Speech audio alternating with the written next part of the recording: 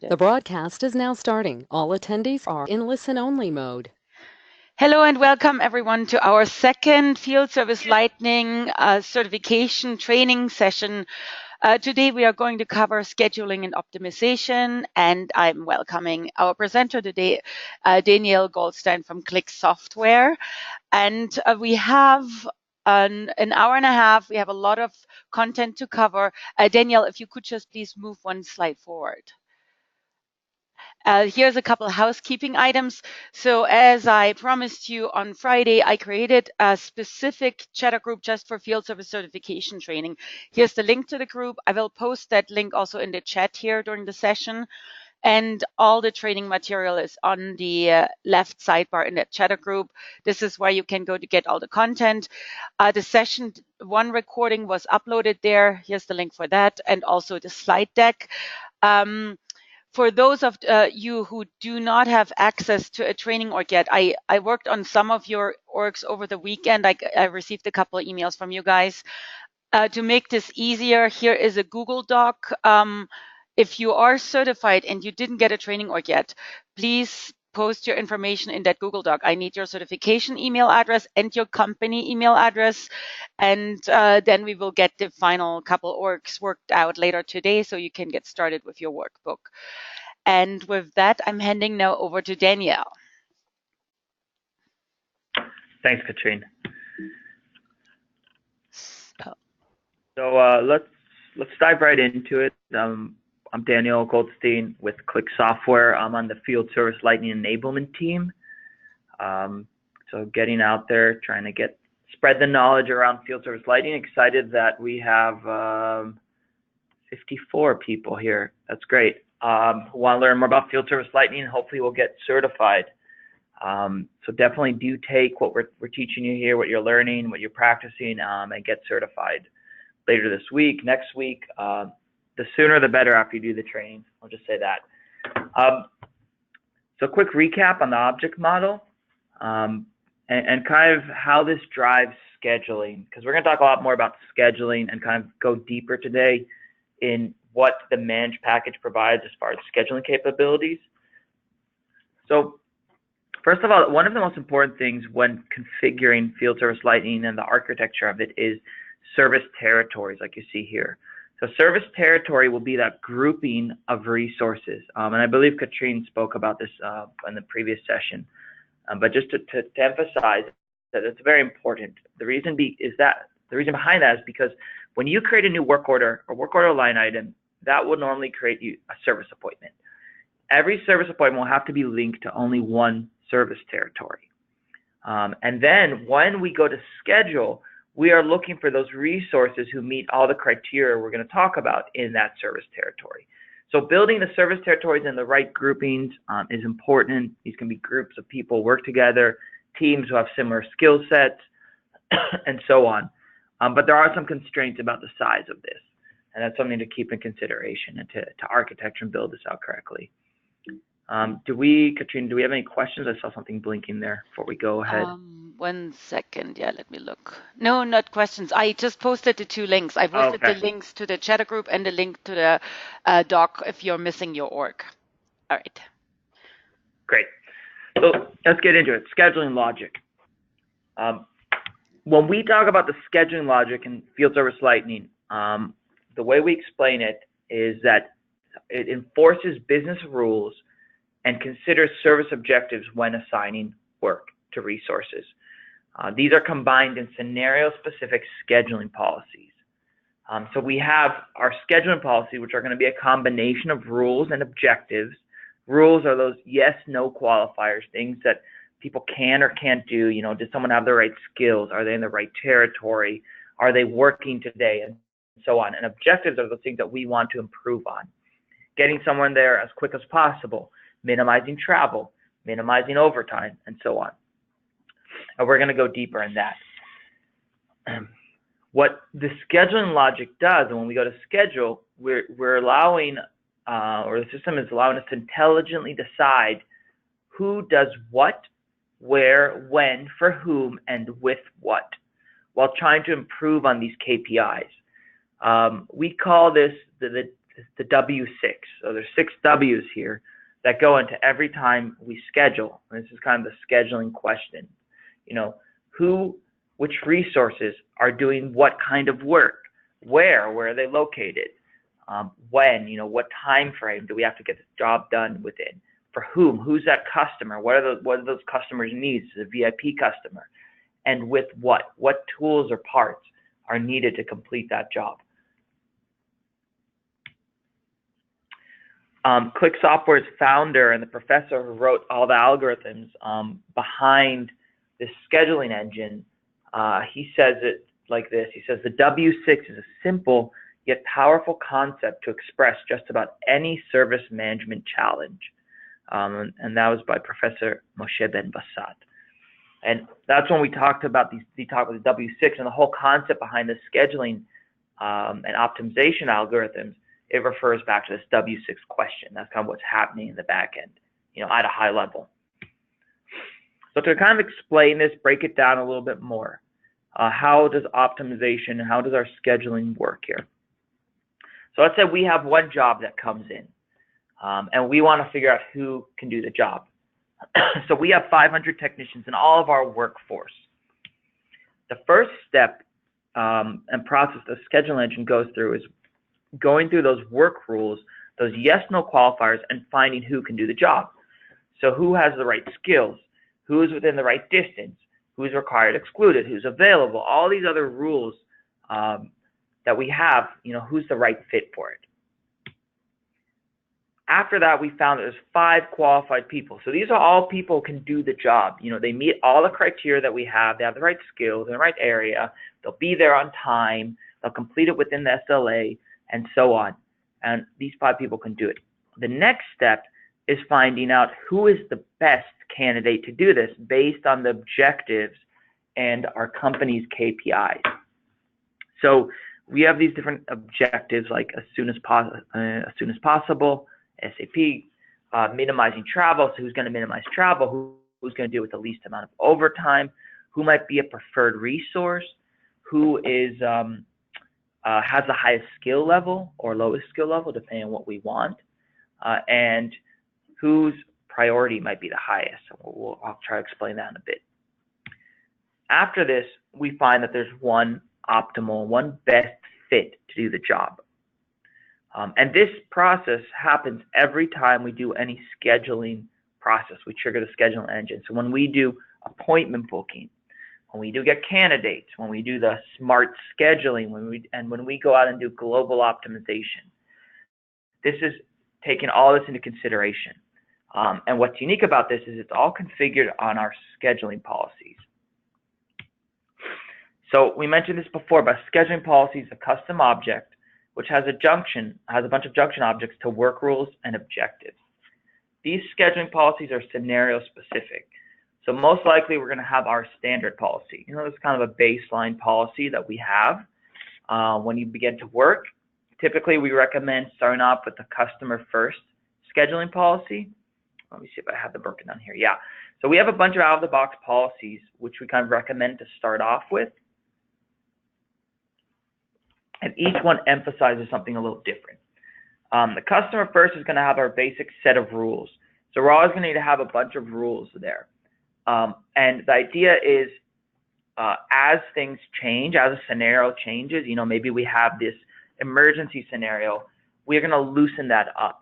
So normally you're going to start off with a more restrictive policy, set your objectives, the way you kind of feels important, So customer first puts a high emphasis on as soon as possible.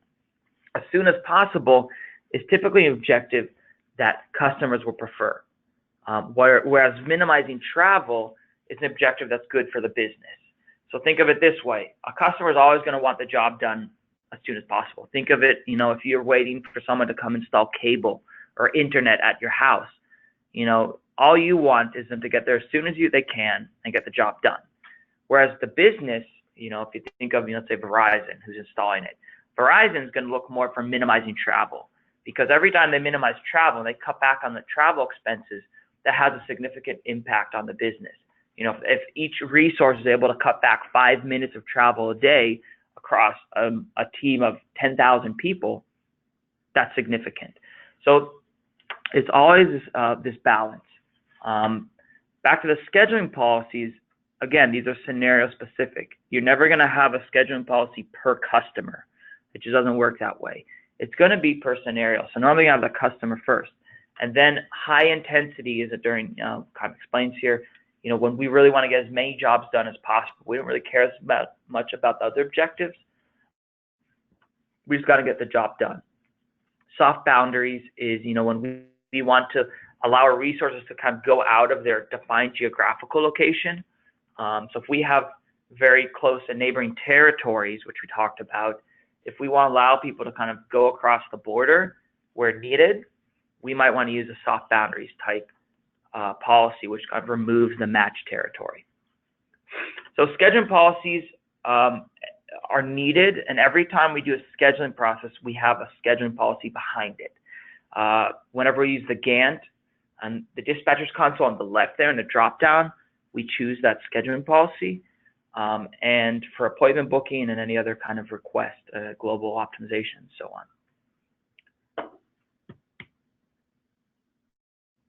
So maybe any questions? Do we have, Katrina, any questions so far? No questions yet. All right. Please do feel free to raise any questions you have. We'll try to answer them. In FSL, time is very important, and time is taken in consideration every time we go to schedule, and I'll explain why. Whenever we go create a service appointment, the most important things as far as time on it are going to be the early start and due date. The early start by default is now, and it means that you're never going to go schedule a job in the past. Simple logic. You're not going to create a service appointment and try to schedule it from last week. Doesn't make sense. The due date is that SLA, that service level agreement. So that could be an agreement we have with the customer, that for break fix kind of work, we're committed to complete that within 3 days. For utilities companies and other companies that are regulated by the government, due dates are very important. And if they miss those due dates, they can get fined heavily. So that's just something to understand from the customer, what their due date and SLAs are. It might be an internal kind of agreement they have. We want to complete certain kinds of jobs within this time frame. The early start could be in the future. So if you think of a job that requires parts to be ordered, or a job that can only be done after construction is completed at the customer site, we might want to set the early start to the future. But by default, it's now.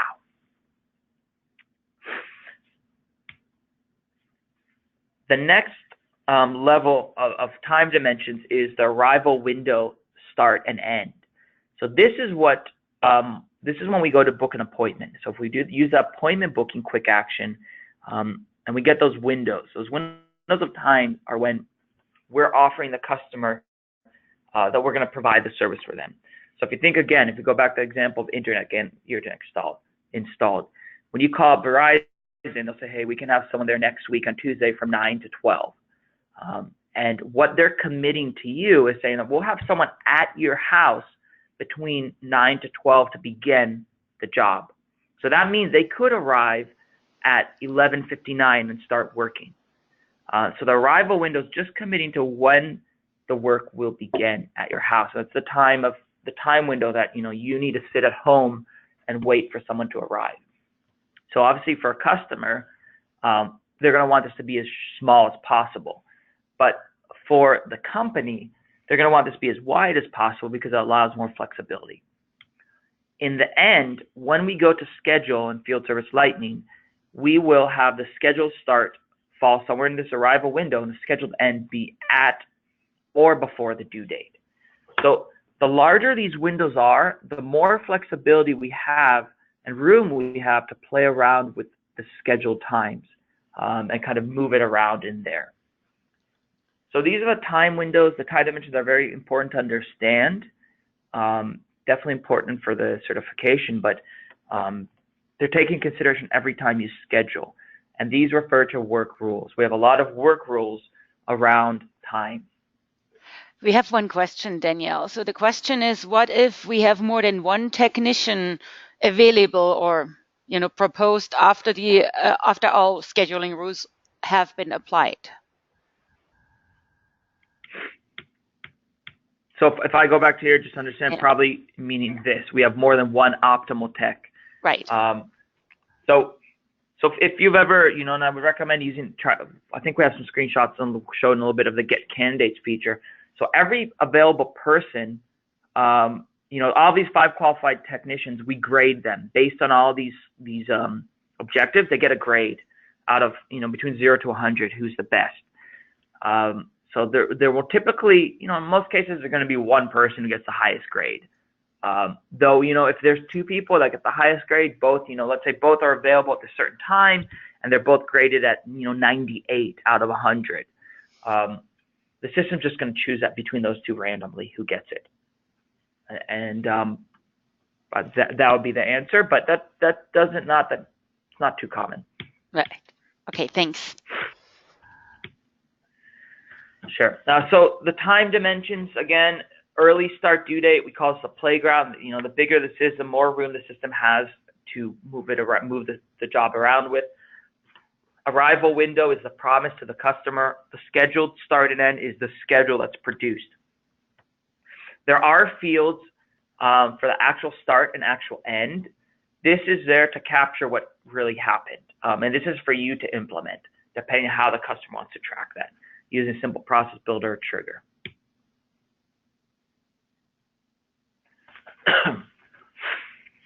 So work orders have this lookup or this junction object called resource preference. And also accounts have this too. So let's just say, normally you're going to set this per account. You have customers who had a bad experience with a certain technician and they're going to say, never send this guy back. So you're going to set that person's excluded resource. Or maybe you'll have a few people who are who you can only send this list of people. Let's just say for health life sciences, when someone a nurse goes and does rounds of people's houses. So you're only going to want one nurse going back to this one person. They're not going to want some other nurse coming to visit them. So you might want to set that person as a required resource. Preferred is that use case where someone had a good experience with a technician, let's say, and they say, I'd really like this one guy to come back to me or to come back to provide service next time. That means that we're going to prefer to send them, but if they're not available, we're still going to send someone. So these resource preferences are set up on the account. When creating a work order with the account, it's going to be derived and copied to the work order and then considered in scheduling. So we have a question here. Fabienne is asking if we can exclude resources from territories, meaning that a certain tech never goes in that area. Yes, you can. Part of that would be setting up service territories. So when you define your service territories, you can, using polygons, directly link them to a geographical location. So if you have one technician assigned to a certain territory and another territory, draw the polygon, map it out, and you use the match territory rule, they're never going to be able to leave their territory or take jobs outside of that polygon. That's how I would handle that. Thanks. Oh, here's one more. Are we able to schedule resources manually instead of using the optimization scheduling engine? The scenario is with immature organizations in mind, where the business rules are not mature enough to use the optimization engine and need to schedule manually.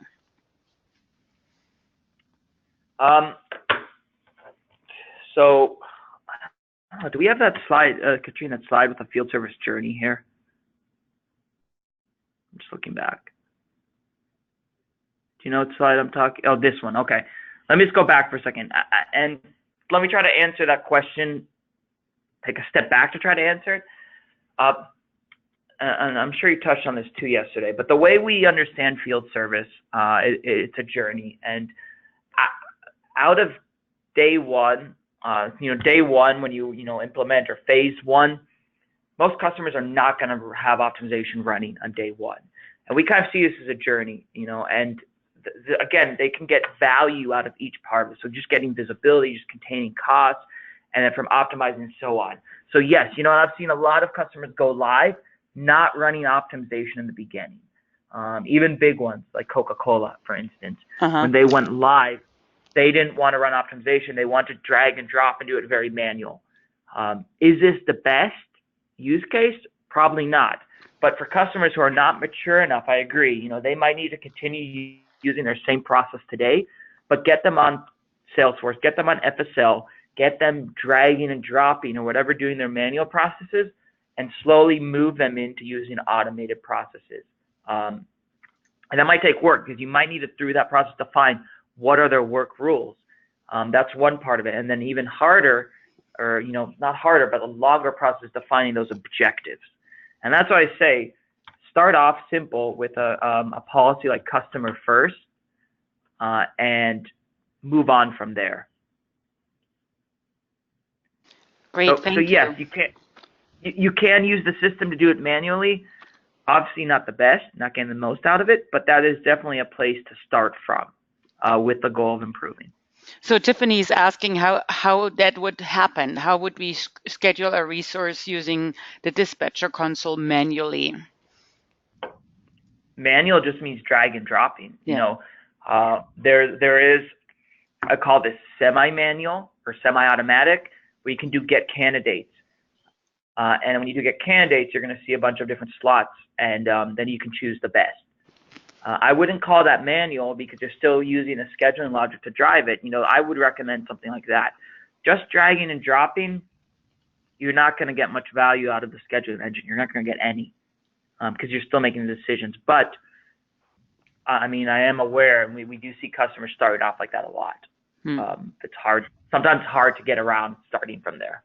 Yeah. Thanks. No more other questions. I do want to show. Hold on, sorry. I just want to log into my org and go over the work rules quickly, because I think it is in the workbook and it is important to see.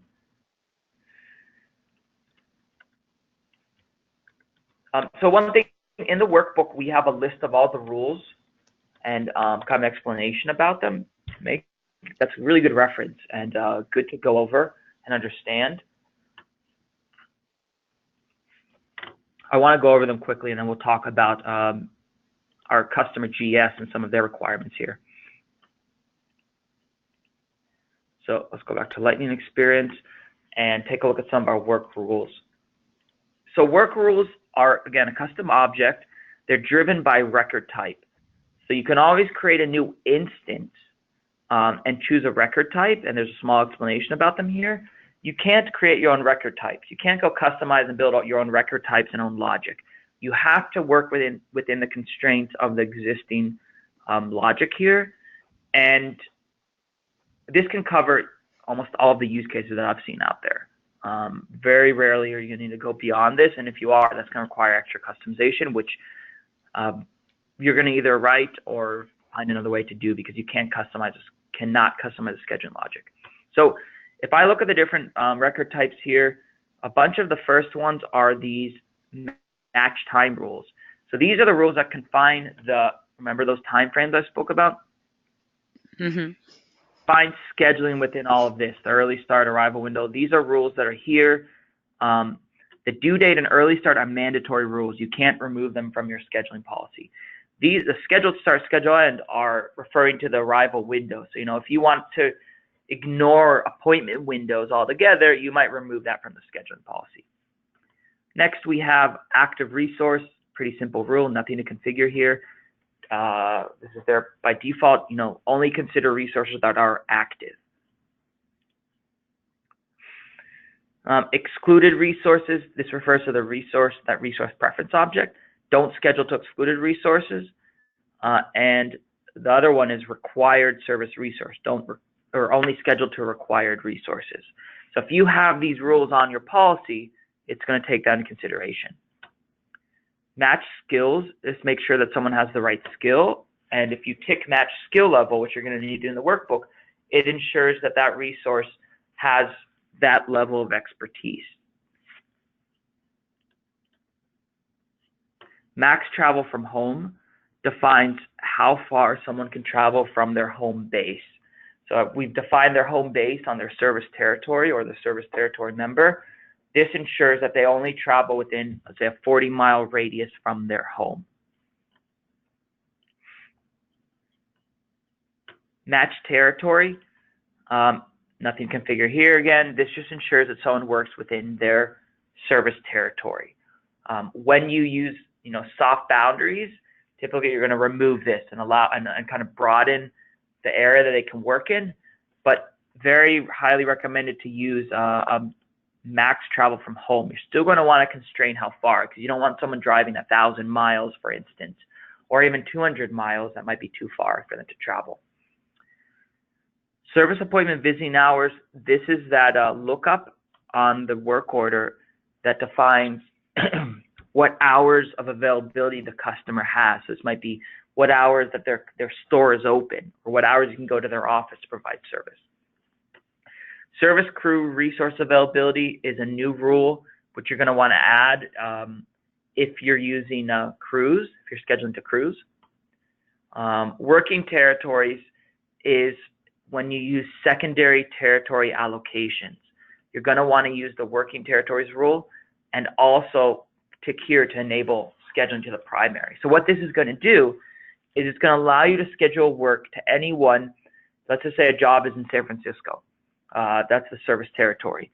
So it's going to allow you to schedule to anyone whose primary territory allocation is San Francisco, or also secondary territory allocation is San Francisco. The last rule, which is the most important one actually, and this is mandatory by far, is the resource availability rule. This rule defines the most basic things like only schedule to someone who's available, only schedule one job to a person at a time. But it goes even further, and it defines an automatic break. So this is when you have a lunch break, but it doesn't have to be at a set time. So, fit in that lunch break in between jobs when it makes the most sense. So what this means is don't have the break start before 12. It can start anytime from 12 or after and be 30 minutes. So if you have a job that goes until 12:15, it's going to allow you to schedule that job, and then at 12:15, it's going to fit in that break. Travel at the expense of the resource. There's a very easy question to ask about this.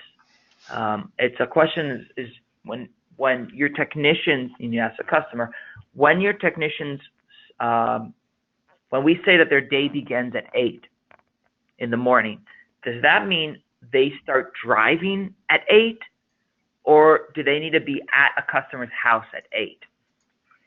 If they start driving at 8, that means that there's no travel at the expense of the resource. That means that there's no travel before 8 a.m.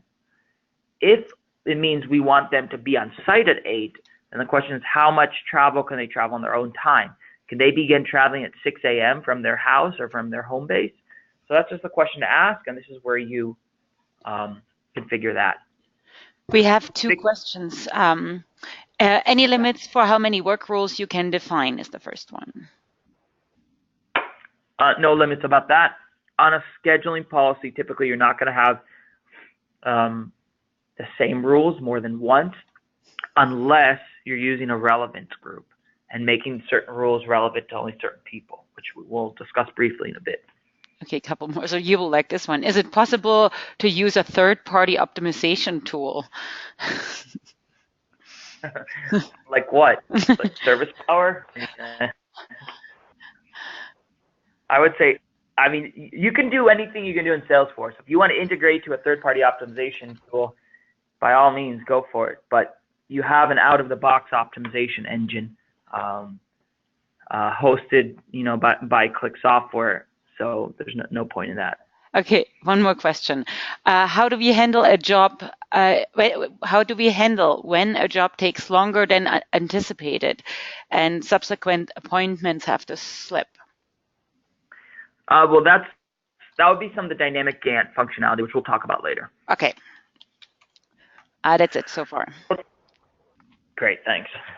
To wrap this up, there's another feature here about fixed gap. We're going to set this up later in the workbook. is that after a job, if we need like 10 minutes to wrap up before we can schedule anything else, that's the fixed gap. Enable overtime. This allows scheduling to overtime. Now let's take a quick look at service objectives. There's not much to configure here. Again, these are record types. ASAP, schedule as soon as possible. Minimize overtime.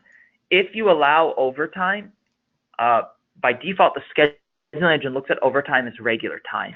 So in order to try to minimize the use of that time, you're going to need this objective. Minimize travel, very simple. Just tries to schedule to the slots that minimize the most travel. This is not the name of it. Preferred service resource, this is nothing configured here. Just, take into consideration that preferred resource. Resource priority is actually a really interesting rule, very powerful. What it does is it looks at any number field on the service resource and allows you to score or grade them based on that number. So, if you want to score your resources based on their performance, based on, any other consideration, based on how expensive they are, you can do that based on this number field. The number field is a priority, meaning that one or the lowest value is ranked the highest. 2, 3, 4, and as you go higher, those are ranked lower. Skill level, there's two configuration or settings here. Schedule to the least qualified person first or the most qualified person. And that brings me back to looking at the requirements for our company GES. So they've requested here, the requirements requested a few things. Assign experts to simple jobs only when no installer is available. So the first question to ask here is this a work rule or is this a service objective? Is this a yes, no, or is this something we would prefer to do? So I'll give you a second to think about that. And I'll start to answer it. So basically what they're saying here, and you might hear similar requests from your customers, is that something they want to do. We want to assign to our experts first. We want to assign experts. We want to assign installers first, and then experts only when really needed. So this goes back to that skill level objective. So we're going to want to schedule first to the least qualified people. Our experts are very expensive. They're the only ones trained in certain fields. So only send them out when you really need it. Excuse me. Reduce costs by overtime, by avoiding overtime. This is that minimize overtime objective. Reduce mileage and gas. This is that minimize travel objective. Provide prompt service. This is ASAP.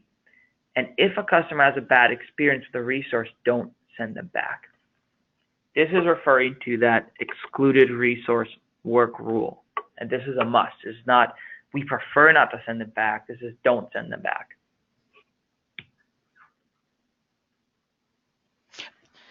Okay, we have another question.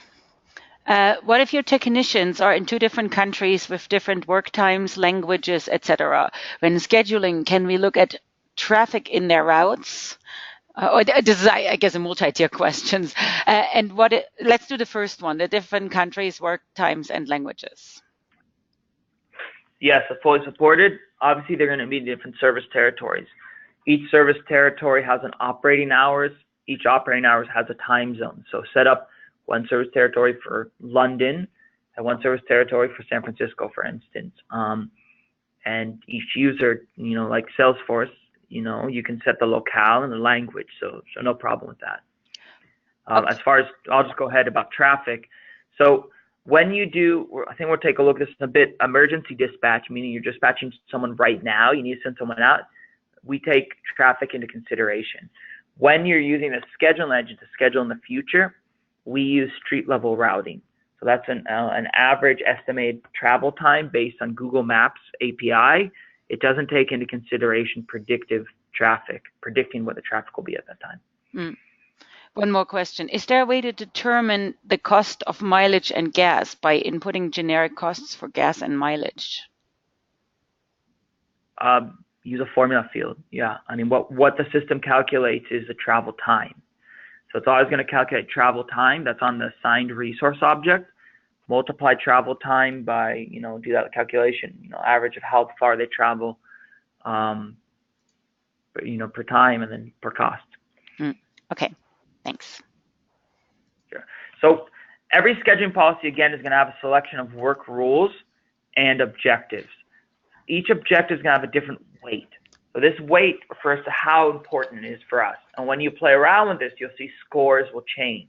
It's going to prefer certain people over other people.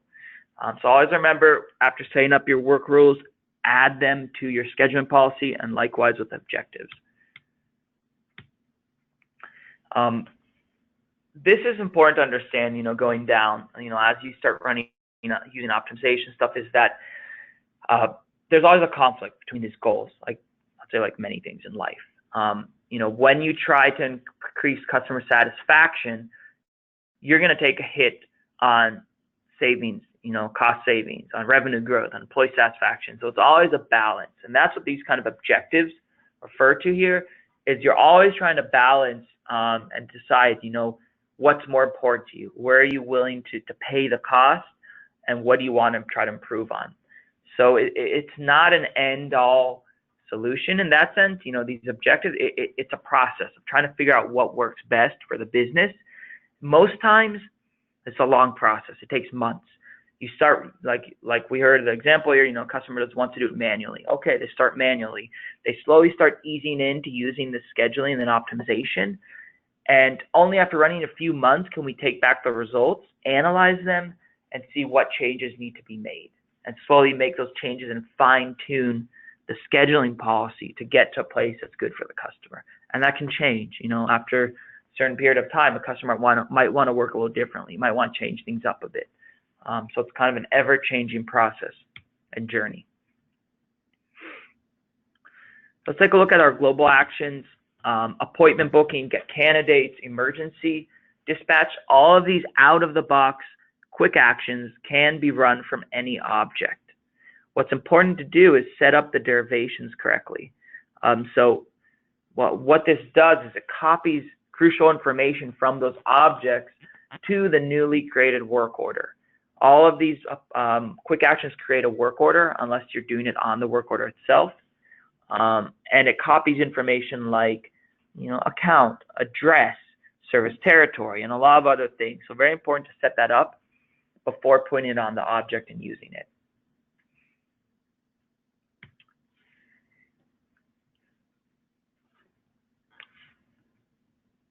By default, we define the out-of-the-box appointment booking slots. This is defined by default back in the settings. If you go to this appointment booking tab, you can set that up. If you want to override that, and the reason for that would be, normally VIP customers, for instance, we want to offer shorter slots. So the random, normal person who calls up will be offered a 4-hour slot. We'll be there between 8 to 12 or 12 to 4. That's all the options they have. But our VIP customers, we want to offer these 2-hour slots, 8 to 10, 10 to 12, and so on. This will be managed on entitlement. So entitlements have a lookup to operating hours where we can define that VIP appointment booking slots. So make sure to create the entitlement for that account and derive it or copy it to the work order. And then when booking appointments off of that work order, you'll be offered a different variation of slots. Make sure to watch this great video that my colleague just put together, Nico, about appointment booking. Really shows the value here and how it works. We have a couple questions, Danielle. So the first question is basically, what happens if the schedule for the optimal resource changes? For example, if someone cancels a call and the technician is on the way already. Again, we have, we'll talk about some of the dynamic Gantt features. So let's talk about that in a bit, what happens in day when things change. I'll get to that. And then is there an option to introduce scheduling optimization in an org in phases like a pilot? for example, enable it for 10 service territories now, and the rest continue to follow manual scheduling? I mean, yes, you can. I mean, if you want certain, I don't know if it's about certain service territories, you can introduce it slowly to different territories, and otherwise others keep using manual processes. All of the features can be, with custom permissions, you can control who has access to them or not. So, you might want in one area to allow them to use optimization. In other area, territory, it's based, per territory or per user who has access to it. So, yeah. Okay, great. That was it. Appointment booking. This is the requirement from GES. Here's the exercise for you to do later on. Customers should be provided with a 2-hour window for arrival, installation, repair. Maintenance is done without a customer at all because we just need the access to the solar panel. It's outside. Booking takes place from the account object when a customer calls. So you're going to go ahead and do that later on. Set that all up. And test out the appointment booking and candidates and make sure it's working for you. Emergency dispatch. This is when we have a very urgent job that comes in, and all we're really concerned about is getting someone out there as soon as possible. So this might be emergency, like someone's stuck in an elevator, or someone's without electricity, or there's a gas leak, and we want to look at real-time availability or locations of all our resources and get someone out there very quickly. So what this does is it locates everyone and puts them on a map based on either their mobile device, when their mobile device is pinged back or last they've been available. If their mobile device has not pinged back within a certain amount of time, that's configured like 20 minutes by default, we revert to looking at where they are based on their schedule. What job are they supposed to be doing? If there's no job scheduled them, we're going to look at their home base. And then using street level routing and current time traffic, it will give you an ETA and tell you within how long will that person be there. And we can choose the person we want and send them out there. There's 2 dispatching modes here. One, there's a little drop down here, as soon as possible, meaning drop what you're doing and start driving right away, or after current service. So finish up the job you're doing, wrap it up, and then head out. And it's going to calculate the ETAs based on both of those. These are some of the settings there. What I mentioned, the last known location validity. So that means if their mobile device is pinged back within the last 20 minutes, then we know they're still there. If it's been longer than 20 minutes, then we're assuming that that's not valid anymore. So this is a scenario with GES. Solar panels break down or overheat. When this happens, we need to dispatch someone urgently. And GES wants to use the emergency dispatch for that. So what we're going to do here is create a new emergency skill, because we only want to say that certain people are certified to do emergency work. Create a new emergency policy. The policy is much less restrictive because typically for emergency, we might not care about skills. We might, or in this case, we will. We want the emergency skills, but we might not care about matched territory. We might not care if someone travels too far from their home base. We want to get someone there as soon as possible. And this should be the result, something like this that you're going to get.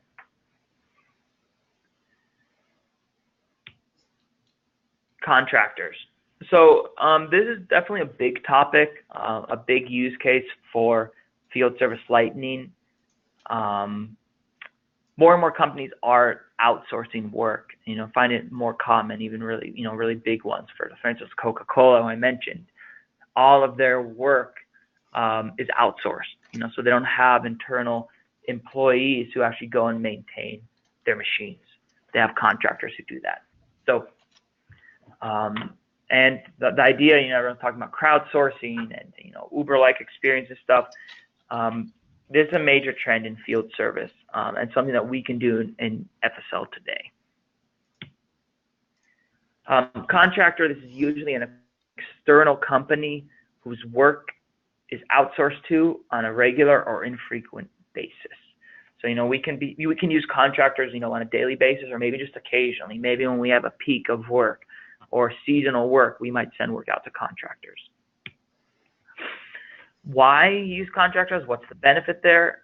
cost savings. It's cheaper to outsource work than to have your own employees. It allows you growth into new markets. You can tap into new or needed expertise or new expertise. So instead of training up and hiring a whole new division of work, let's go subcontract a third company. They already have been in this field for years, and allows expansion to geographical locations that you haven't been in before. Some of the challenges we have with contractors is, first of all, we don't have visibility to their schedules, skills, availability. They might just tell us, and we're going to see one of the scenarios where they just say, hey, we can take 40 hours of work a day. Send us 40 hours of work, we'll get it done. So you don't always know exactly what's happening there. You don't know their schedule. It's kind of like a black box. It's harder to maintain quality of work and meet SLAs. I think that's kind of understandable. And non-uniform work completion and info capture procedures. So it is with contractors much harder to enforce the same business processes that you do for your internal employees. FSL provides one unified platform for all resources, including contractors. So it's an effective way to include your contractors into your scheduling and optimization, give them access to the mobile device, kind of force them to go through a certain information capture process and follow certain procedures, that you've set up. So that's the value there. We have different types of contractors. The first type, the most easiest to manage, is a named contractor, meaning we know the person, we have access to their full schedule, and they're 100% dedicated to our company. So a lot of telco companies have contractors like this, so they know exactly who's working for them. They're not their direct employees, they're just subcontracted, but they control them, basically. They control their full daily work. So they don't work directly for that company, they're not paid by that company, but they do work for them as if they're their employee. That's very easy to manage, and that would just be a standard resource that we have set up. Occasional contractor means they're part-time. It could be a company, it could be a person. We don't have access to their full schedule. And this is going to be similar to the capacity-based resource. We're going to set this up, this capacity-based resource, and this is where we have, resource, which typically a company, which just tells us how much capacity of work they can take. In our case, like I said, 40 hours of work a day. They might have 3, they might have 5 employees, but they've committed to us contractually that they'll complete 40 hours of work a day within SLA or whatever we've agreed upon with them.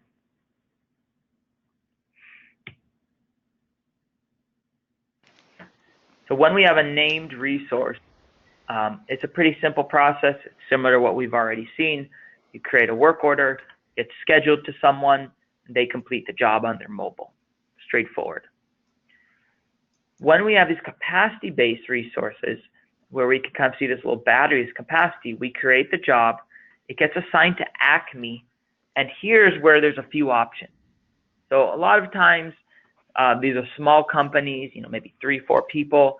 They get an email, they log onto the community, they get the work order, and they manually assign it to one of their resources. And at the end of the day, they input the data back into the, let's say, the community. Another option is that the job is sent to a contractor's FSL org. So, if we really want to get more sophisticated here, and probably this would be the best use case, is that our contractors are using FSL in their own environment, and we just integrate, send out the job to them, and they'll schedule it and get the job done and report back to us when it's done. Third option, something we see commonly, is that we need to integrate into their external system and send them the job. So if they're using something like Siebel or something like that, create the work order there and let them manage it and schedule it from, on their side. So a lot of different options, how they manual it, really depends on the business, how they handle it. Really depends on the business and kind of what the agreement is with contractors. It can vary largely, depending on who the contractor is and how they've agreed to work with them, the company. So GES would like to explore outsourcing for third party. They've decided to run a pilot in Los Angeles to test this out and see if this helps decrease costs. GES contracted great resources. They're going to provide only maintenance work. So this is going to be a skill. They only can take the maintenance skill. And great resources reports back when completing the job. And they can accept or reject the job. So this is very common. Normally, we're going to want to send a job to the contractor, and they're going to need to accept or reject it because they know their own current availability today, and so on. So this is something you're going to want to take in consideration, and we're going to take a look at status flows in a moment. These are some of the settings that we're going to set up for them. Great resource commit to 40 hours a week. This is their home base, and they only do maintenance. So they're only going to have the maintenance skill. After setting up their capacity on the calendar, we're going to be able to see them on the Gantt. And this is kind of for you to check after you complete step 10 to make sure your Gantt looks like this. You have your contractors available, and you're ready to go. Any other questions so far? No questions. Great.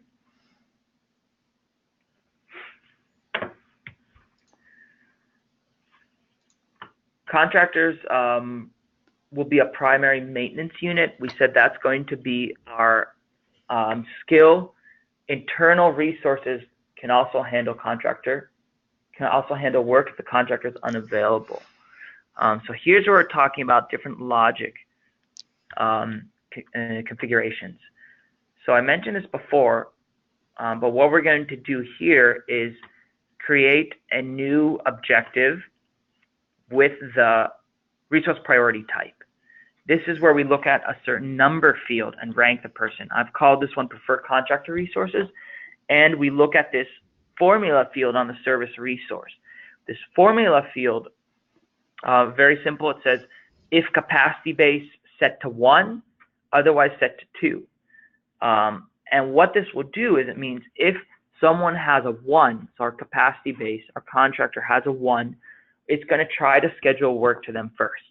If they're not available or it's not, with an SLA and so on, it's going to go and schedule to our internal resources. And that's how we're going to meet this requirement of scheduling to our contractor first. Outsource the work first, and if needed, our internal employees will handle maintenance. Next, we want great resources to only cover 40-mile radius. For our internal employees, we don't care as much. This is that relevance group we've discussed. So the max travel from home base we've set to 40 miles, and we're saying here only make this relevant to our contractor employees. In the prereqs, we set up a bunch of formula field checkboxes on the service territory member, which show us that these employees are contractor employees, and only they can take, or only this rule is only relevant for them. This can also be used in service appointments too, to filter out certain service appointments for which this rule can be relevant for.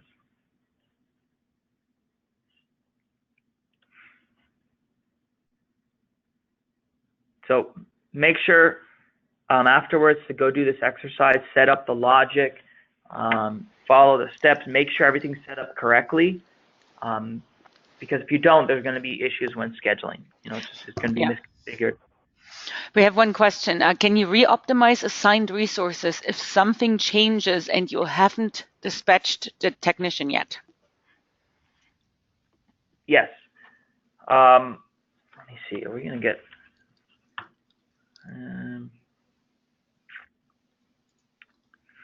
yeah. Yes, you can. I'm just thinking if we're going to talk about that. Yeah, we're going to talk about that. Yeah, we'll get to that. Good question, though. Okay, good.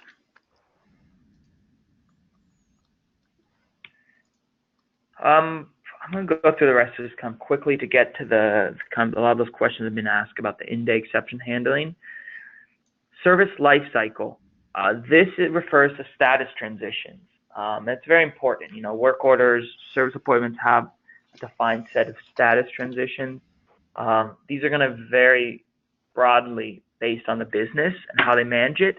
We have a list of statuses that have triggers behind them, are very important to configure. These are configured out of the box, just like this.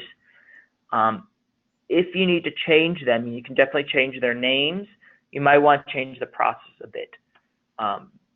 And we're going to add some new statuses here in the workbook where we allow contractors to accept and reject work. We don't care about the other processes that go on there. We're going to focus on accepting and rejecting work. Internal employees can't do that. And what we're going to do is set up specific status transitions based on profiles. And that's how that's managed. A challenge to kind of think about is when a contractor rejects work, what do you do? So I'd say one example of a use case is that, first of all, you mark them as excluded. The reason of that is because if you want to automate the scheduling process, you don't want to go back and be scheduled to them. They said they can't do it. Mark them as an excluded resource, mark it as in jeopardy, and decide what to do next. Maybe send out an alert to the dispatcher. Maybe you automatically schedule to the next available person, and so on. There's many ways to handle this inside Salesforce. It's really up to you and up to the business to figure out what to do. And here's an example of kind of a process we set up. You can do that. Indoor business line.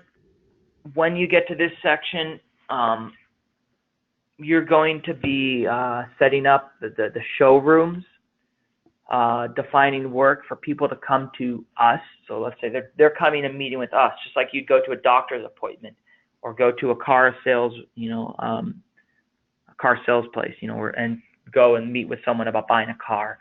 Same idea. That's going to be set up. Customers are offered exact appointments. One of the things here is we're not calculating travel. We don't care about people's travel because they're traveling to us. Our resources are sitting in their offices. We just need to make sure they're not double booked and that they only get one appointment at each time and so on. These are the appointment booking slots we're going to set up. 1 hour using the exact appointment feature on the work type.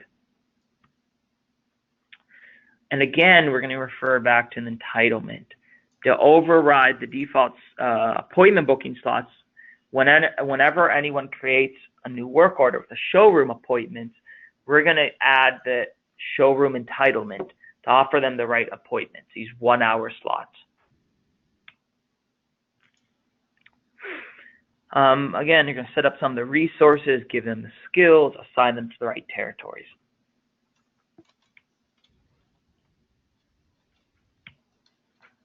In the end, this is what you're going to want to get. You're going to get 1 hour slots, and these aren't those windows we looked at before from 9 to 11. This means that the appointment will start at 9, at 10, 11, and so on.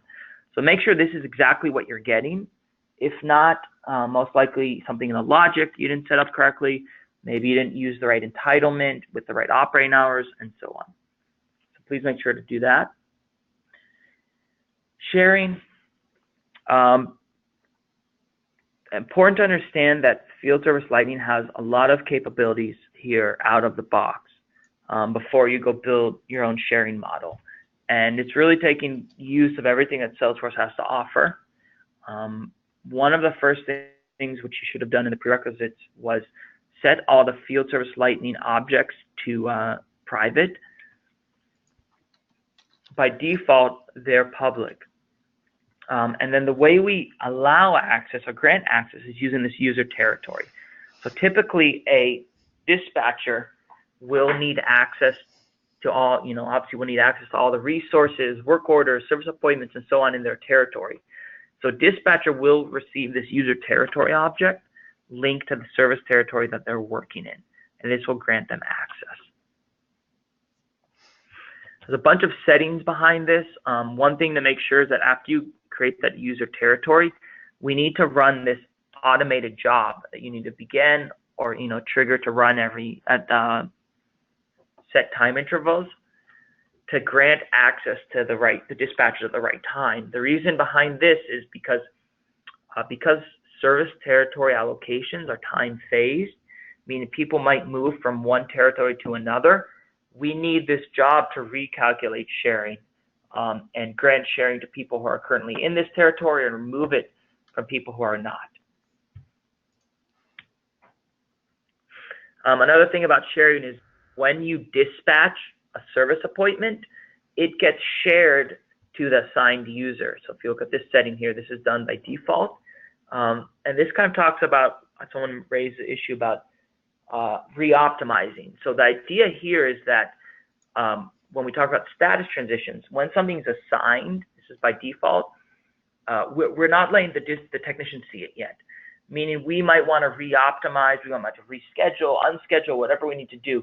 Once it's been dispatched, the technician can now see it on their phone, and we're not going to change it. And that's a configuration that we set up. So the exercise here is Lamar Smith has been one of our loyal technicians, and we want to promote him as a dispatcher. So go through all the setup here to grant him access. Okay, we have a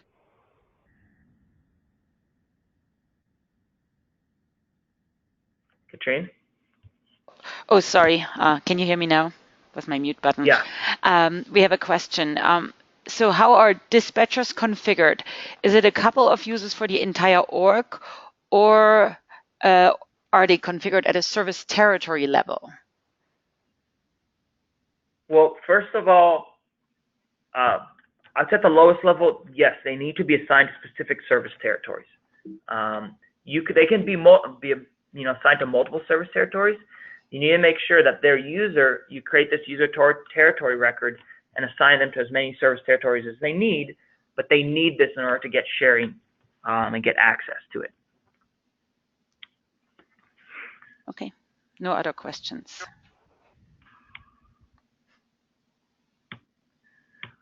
So scheduling and optimization, let me see what else is left here just to make sure we're on track. When we talk about scheduling, the definition here is that we take one service appointment at a time against a known schedule and find the best slot. When we do bulk scheduling, which we'll do this at the end of the exercise, is check all the service appointments and start to go schedule them one at a time. What it does is not rearranging the schedule. It's looking at the slots how they are, finding the best slot and putting it there. And that's kind of what happens when you do all these different processes here. And all of this happens on the platform, on Salesforce platform. It does not go out to the optimization cloud. So appointment booking, get candidates, I think we've talked about a bit. Hopefully you're gonna test that out. And the other ones we're going to get to now, then I'll go back to optimization. So the dynamic Gantt, there are a bunch of questions about this. The dynamic Gantt features are there to handle in-day exception handling. So the first one we talked about is, where the question was raised about, it's called fix overlaps. The idea here is, if we look at this example here, Martino's job, he's got extended, meaning he's running late. He's on site, it's taking longer than expected. He updated on his mobile device, I'm running 30 minutes late. What happens here, this job gets extended. And like you see here, there's an overlap. We get a rule violation, we know it's gonna run late. And here you can automate this process, but normally the dispatcher is gonna trigger the fixed overlap. What's gonna happen here is the scheduling engine is gonna try to sort out that day's schedule. If it can push things forward and make it look, sort out like it did here, great. If it needs to unschedule and reschedule to someone else, it will. If there's no capacity whatsoever and can't reschedule, it's going to mark it and let the dispatcher figure out what to do. So that's the way you'd handle things going wrong, people running late throughout the day. Next scenario is, let's say someone canceled. A customer called up and canceled, they can't be there that day. Suddenly this person, Pam here, has open space. We can run the fill-in schedule, and what that's going to do is going to look in the future and try to pull work forward and schedule and fill in my day. If it finds work and it fits it, you can do this by sort of by distance or priority. So maybe pull in the stuff that's closest to the last job, or jobs that are very high priority. Pull those in, try to schedule to Pam. And these are all features that the dispatcher will use and are meant to do, to handle these in-day exceptions. Group nearby, this is used for when, let's say an emergency. Someone has a great schedule planned out for their day, their whole route's planned out, and then suddenly an emergency job comes in off route. Instead of going back to the exact same jobs, and let's say we sent them out maybe to a rural area or far off their route, let's try to give them work that's right near there. So we run the group nearby and able to give them some more work here before moving on, or maybe, just send them back to home if that makes the most sense after that.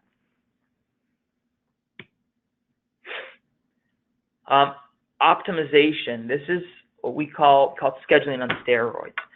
Optimization is what we run, first of all, on our optimization cloud. What it does is it takes, it's run on a bulk process, run on a territory level, grading the whole schedule, then repeating while improving on every run. This can run, hundreds, if not thousands of iterations. So what this does, it takes a schedule. You run this always at a service territory level for a defined time frame. You send it out, and what happens is it tries to optimize, tries to create the best schedule it can, and sends it back. So it's doing that hundreds of times. What it does in the background is it builds one schedule, it grades it, and then kind of gets rid of that and looks for the next best one, and always saving the last best schedule that it found. This can take some time. It really depends on how much data you're sending out, what the time frame is, and it's going to run and try to create the best possible schedule. Best practice is to run this at night. Run this at night before your day of work. So when you get there in the morning, your schedule's ready to go, and you dispatch it. You dispatch it and begin work. And as things go wrong and get messed up throughout the day, use those dynamic Gantt features, which I was just showing. Reshuffle is one of those, this is one of those in-day optimization features, where we have a full schedule. Our schedule is pretty much set for the day. Suddenly we have this high priority work. We try to get candidates, we try to do whatever we can, nothing, there's no room. What this does is it does a much faster optimization call and sends out to the optimization cloud to try to resort things to fit in this critical fixed job. So if we have all this maintenance work, and maybe some of this work can be pushed out a few days. The due date's not for a few days from now, it's lower priority, it's maintenance work. Let's reschedule that to tomorrow, the next day, and fit in this high priority work. So this happens pretty quickly, trying to fit in that high priority job.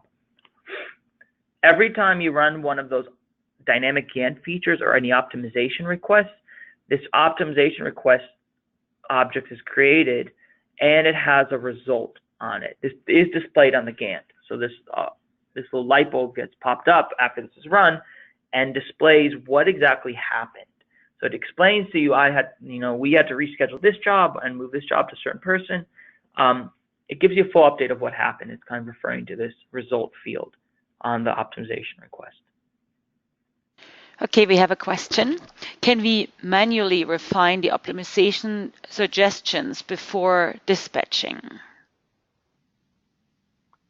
So I'll read it again. Can we manually refine the optimization suggestions before dispatching? I don't think I understand the question. Maybe Kumar, you can send a couple more details along. Okay, moving on. Okay. Next thing here is statuses. So we start talking about this, the pin statuses. So a pin status is something that we won't move around. The idea right behind this is when you go to optimize or run scheduling processes, don't re-optimize dispatch jobs. If it's in progress, it's completed, if they're traveling, this is work that's already been done, it's already been locked down, don't move it around. This goes back to one of the questions earlier, is that once we've dispatched work, we're not going to move it around. Where this comes important is because, we're saying up to the day of work, we're going to optimize, we're going to schedule, but let's say when the day begins, we dispatch all our work. So our technicians, they wake up in the morning, they start driving on their mobile devices, they can see their work for the rest of the day. We're not going to re-optimize that or change it unless something goes wrong, unless they start running late, unless something cancels, then we're going to make changes. But as far as we're concerned, we're not going to change that unless something goes wrong. Important to configure these correctly for optimization to work. There is this auto schedule checkbox on service appointments, allows you to have a job automatically scheduled. This will only be used when updating one service appointment at a time. So you can't do a bulk action and do this. This is a nice way, if you have through integration or something, a job coming in and you want to get automatically scheduled, check this box and it'll get scheduled, and it will tell you which scheduling policy is used. It will by default use the out of the box scheduling policy. Though if someone's using the Gantt or someone's doing appointment booking and it used a different one, you can see which one was used.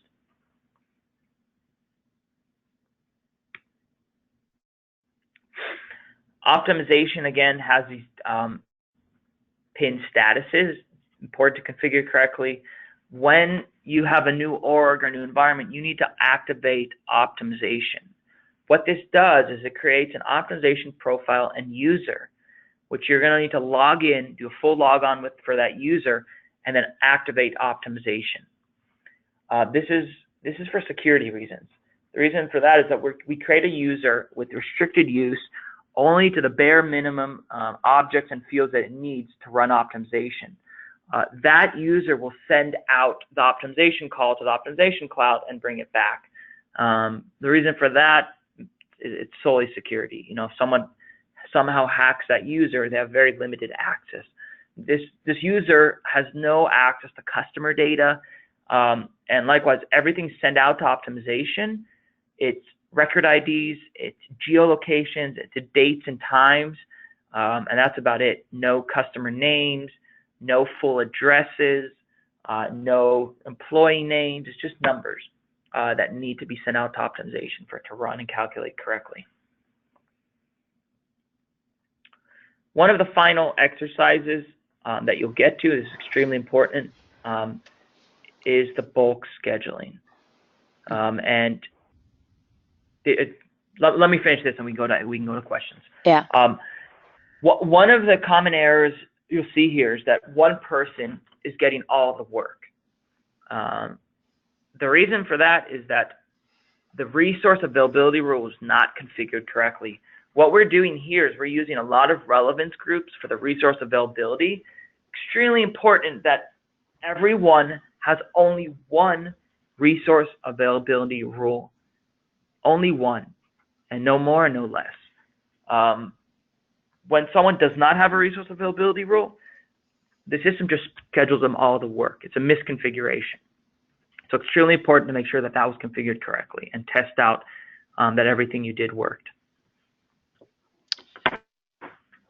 Okay, we have a couple of questions.